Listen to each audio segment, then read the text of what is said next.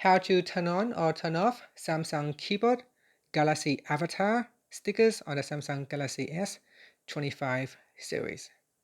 First, tap on the home button to return back to the home screen. And from the home screen, swipe down at the top to open up quick settings. In here, tap on the settings icon. Then we scroll down and tap on General Management. After that, we scroll down and tap on Samsung keyboard settings.